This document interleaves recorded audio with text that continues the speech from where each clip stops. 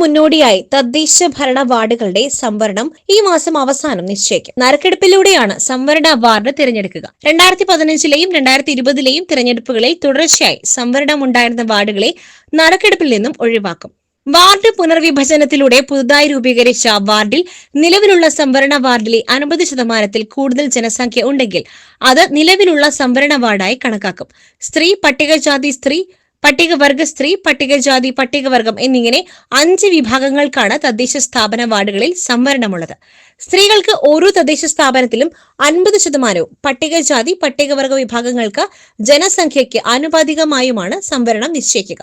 പട്ടികജാതി പട്ടികവർഗ വിഭാഗത്തിന് സംവരണം ചെയ്ത സീറ്റുകളിൽ 50% ഈ വിഭാഗത്തിലെ സ്ത്രീകൾക്കായും സംവരണം ചെയ്തിട്ടുണ്ട്. ഗ്രാമ, ബ്ലോക്ക്, ജില്ലാ പഞ്ചായത്തുകളിലെ വാർഡ് സംവരണത്തിനുള്ള നറുക്കെടുപ്പ് നടത്തുന്നത് കലക്ടറാണ്.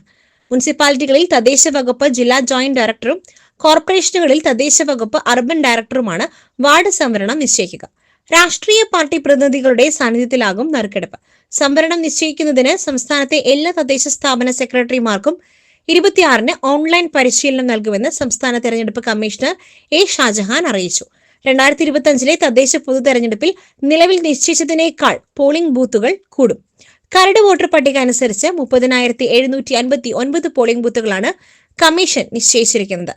എന്നാൽ അന്തിമ വോട്ടർ പട്ടിക പ്രസിദ്ധീകരിച്ചപ്പോൾ കരടിലേതിനേക്കാൾ 16,34,207 വോട്ടർമാർ വർദ്ധിച്ചു. അന്തിമ വോട്ടർ പട്ടികയിൽ ആകെ 2,83,12,463 പേരുണ്ട്. കലക്ടർമാർക്ക് ബൂത്തുകൾ പുനഃക്രമീകരിക്കുന്നതിന് തെരഞ്ഞെടുപ്പ് കമ്മീഷൻ നിർദ്ദേശം നൽകി. ബൂത്തുകളിലെ പരമാവധി വോട്ടർമാരുടെ എണ്ണം കുറയ്ക്കാം.